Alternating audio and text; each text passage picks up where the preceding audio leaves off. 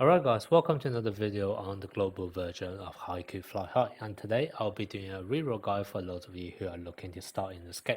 Now what I'm going to do in this video is I'll quickly talk about the reroll process, what is the tutorial, how long is it going to take, and what are the very different things that you can actually reroll for. And then in the second half video, I'll be actually going through the characters that you can actually go after and talk about the pros and cons of each one of them to help you guys decide exactly who should you be rerolling for, okay? Now let's start off with the first half of the video, which is going to be about the process itself. Now right now I'm on the beta version or the trial version of the global, which hopefully should be identical to the global release.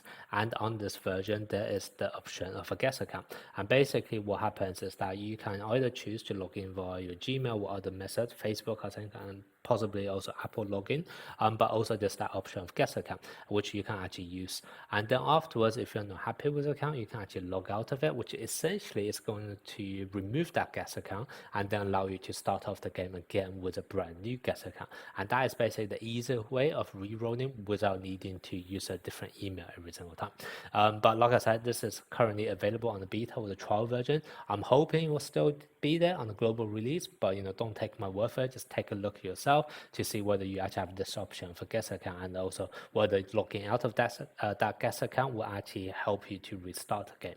So that's basically the first thing you want to look out for.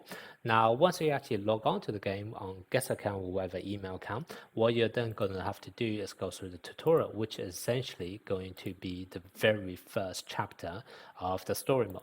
Now it's only going to feature 3 stages, but there is a bit of like narrative and tutorial that you have to click through, so it's probably going to take you about 5 to 8 minutes, I reckon.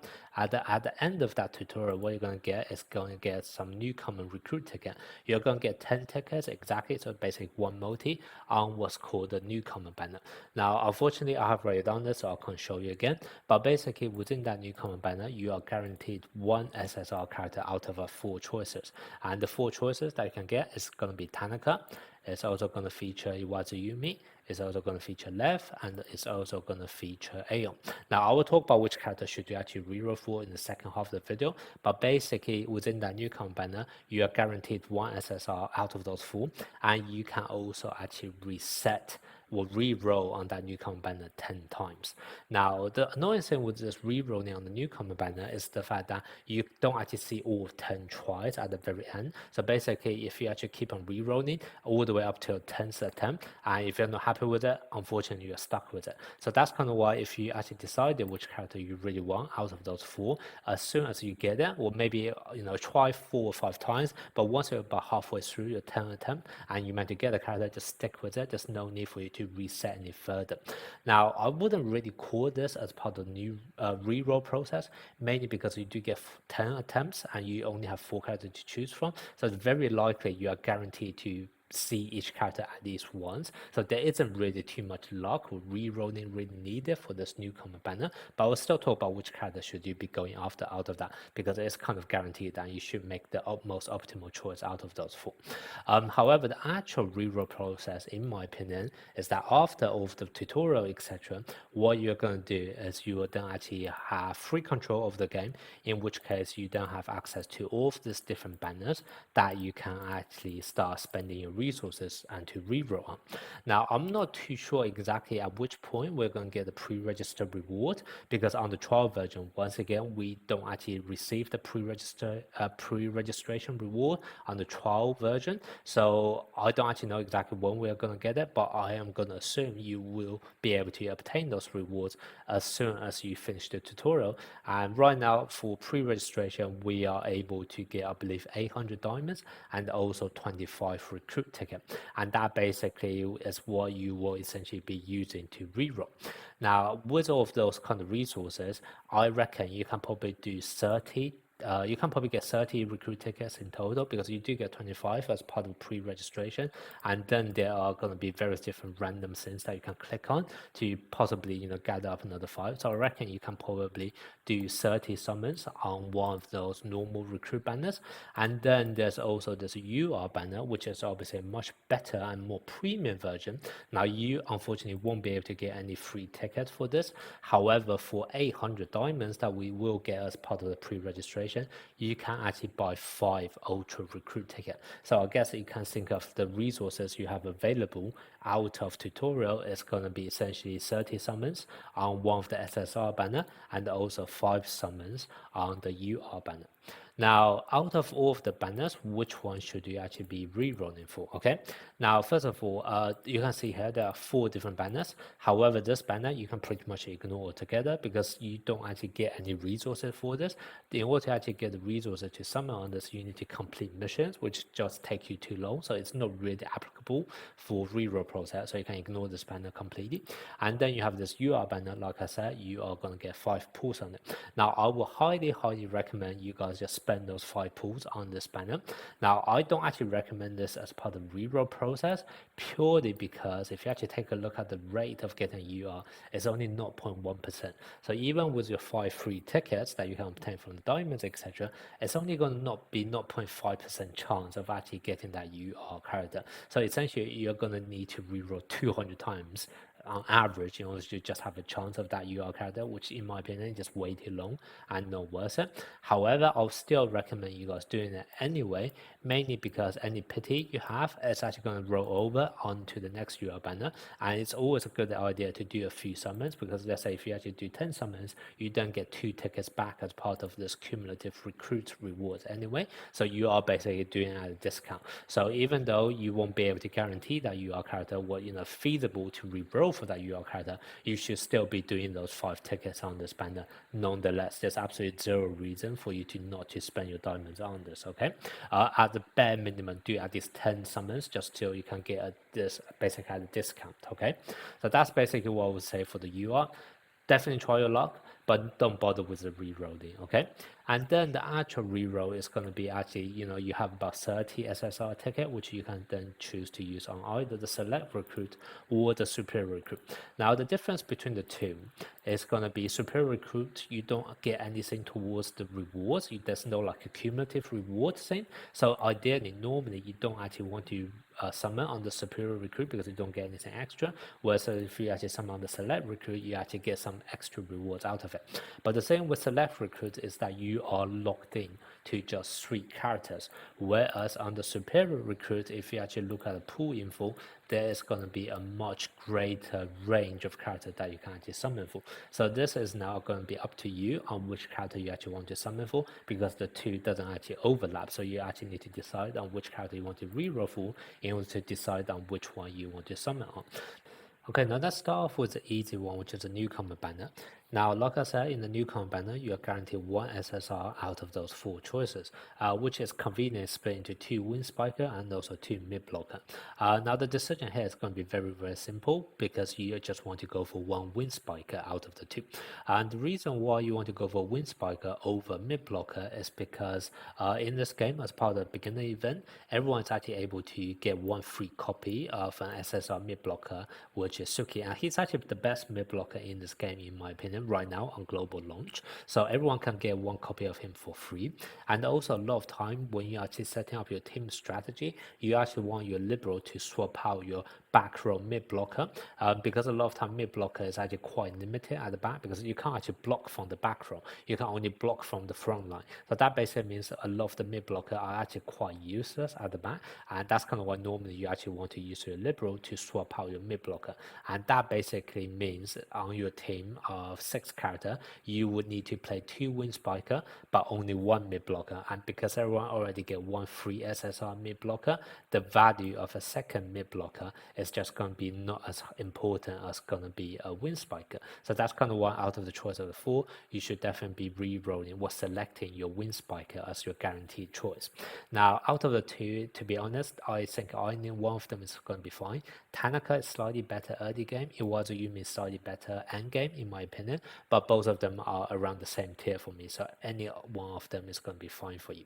Now, something else you can also potentially re-roll for doing Newcomer Banner is going to be the choice of an SR unit, because while you are fixed to just exactly 1 SSR unit, there's no limit on which SR units you can actually get. So you can actually potentially re-roll for some good SR unit as part of this banner. And out of all the SR unit, there are 2 characters which are actually useful even in endgame, which is going to be Yamaguchi and also Yamamoto, I think that's his name. The reason why those two are still very important endgame is because Yamaguchi is just a pinch server, so he's always going to be useful as a backup. And Yamaguchi is actually able to restore the stamina for one of your first team character. So in some of the game modes where you actually need to play very long matches, he can once again be quite helpful as a support unit. So those two are pretty much the only SR unit that will be useful at endgame, and that's kind of why if you are actually lucky enough to get, let's say, one Wind Spiker and also one of those SR units, then you should definitely just pick that role and stick with it. Now, like I said earlier, the Newcomer Banner, I don't even consider that as part of the reroll process because you literally get 10 resets on that banner. So it's pretty much guaranteed you'll be definitely able to get the Wind Spiker at one of those 10 tries. So it's pretty much guaranteed. And the actual rerolling will be deciding on to summon using one of your SSR ticket to try to go for either the select banner or try to summon on the standard banner for one of the other SSR options. Now, I'm going to start off with the select banner. So if you do actually want to go for select banner, what is the priority you want to go after? Now, this one is quite simple because there's literally only a choice of 3 different characters. Suki is definitely going to be the last choice because, like I said, you literally get that on day 7 as part of the beginner event. And then out of the remaining 2, Nishinoya is going to definitely be much higher priority than Kageyama for 2 reasons. One, if you're willing to spend $1, literally there's a $1 pack which gives you Kageyama for free. So there's pretty much no reason to summon for Kageyama either if you're willing to just spend that $1. But even if you're completely free to play, Nishinoya is still going to be a much more higher priority than Kageyama because Nishinoya is a liberal who's going to be featured no matter what team you play, whereas Kageyama is a setter, and in this game you actually decide on your team playstyle based on which setter you do, and there's a bit of a rock paper scissors relationship there. So you actually a lot of time need to swap out your setter or switch to a different setter every now and then in order to get that advantage over your opponent. So if you think about it this way, if you actually pick Nishinoya, he will be in your team 100% of the time, especially because right now he's the only SSR liberal in the game. Whereas for Kageyama, even if you play him, every now and then you will be swapping him out for a different setter. So in terms of usefulness, Nishinoya is just going to be a lot higher than Kageyama, who's then obviously going to be higher priority than Suki, who everyone's guaranteed to get free copy anyway. So that's basically going to be the select priority if you want to use something on the select wish list banner. And then if we actually go to the standard banner, obviously the grand prize is going to be UR. But like I said, 0.5% chance. Do you really want to spend that much effort to reroll for it? That's going to be up to you. Personally, I don't think it's worth it. But if you are actually that lucky, then that is the grand prize. Okay, this is just a different tier by itself. So that's kind of why he's a UR tier. And then in terms of the other SSR unit that you can actually possibly summon, the way I actually look at it, once again, it's going to be determined on position. Certain position are just not going to be as important as the other, and the 2 positions which in my opinion are not going to be as important, it's going to be the setter and also the mid blocker, and the reasons I already explained earlier. But the setter, you will be swapping it in and out every now and then depending on the team composition. So a lot of time, even if you have that SSR setter, you will only be playing it 25% time or 50% time. So it's just not going to be as impactful as a different SSR unit from a different position. And as for the mid blocker, once again, a lot of time you will be using your liberal to swap out your mid blocker. So as a result, your mid blocker will only be useful for 50% of time, and everyone's already able to get 1 free copy of an SSR mid blocker. So the value of a second mid blocker is going to be a lot lower in my opinion as well. So that's kind of why at the bottom of the tiers, I basically have the setters and the mid blockers. And then out of the remaining positions, I basically just sorted them based on how useful or how good those characters are. Basically, you can see there are going to be 2 Wind Spiker in the S tier, which are literally the ones you can get from your Newcomer Banner as well. So if you really want to go for a reroll, what you can do is you just choose one of them from your Newcomer Banner and then try to reroll for the other one. And then the other position, which could also be very useful, is going to be the opposite hitter. Now, obviously, this is if you can't actually get this UR character, which vast majority of us are going to be in this boat because we won't be that lucky enough to get this UR opposite hitter. And then in which case, you actually don't have to choose out of the remaining 3 opposite hitters. Now, the reason why I put those 2 in the S tier and him in the A tier is because basically, I love the data tech. I think that's the name of their school. Data tech characters. They are basically going to be very, very beneficial if you actually play all of them together because they all have passive skill which scale based on how many characters on the team have a blocking ability. And to be honest, right now in this game, not many characters have blocking ability outside of mid blockers and also those from the data tech school. So that's kind of why, even though I would actually say they are very, very strong, if for somehow you manage to get all 4 of those SSR characters from their school and you play all of them together, this is going to be one of the strongest team in the game. However, as part of reroll, it's just not going to be realistic for you to get all 4 SSR characters at the same time. So as a result, if we actually take a look at those characters one by one, you then realize the singular value of only one character from their school is not going to be as good because you won't actually be able to trigger or get the most out of a lot of their passive ability. So that's kind of why I am going to put those 2 in the A tier. And then for the other character on the A tier, which is Azume, the reason why I'm not a great fan of him is because he actually used up a lot of his stamina in order to actually activate his skill. Now, granted, his spike are super, super powerful. However, you also end up wasting a lot of the stamina in order to put out that powerful spike.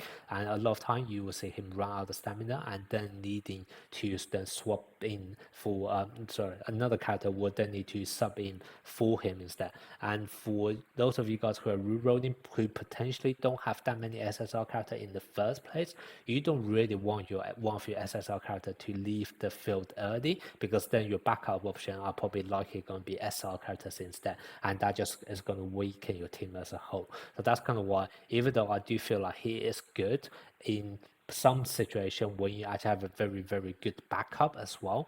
For vast majority of us who are actually thinking rerolling with early game, he is definitely not going to be as good as the other 2 win spiker. So that's kind of the reason why I put those 4 characters in the S tier and then those 3 in the A tier.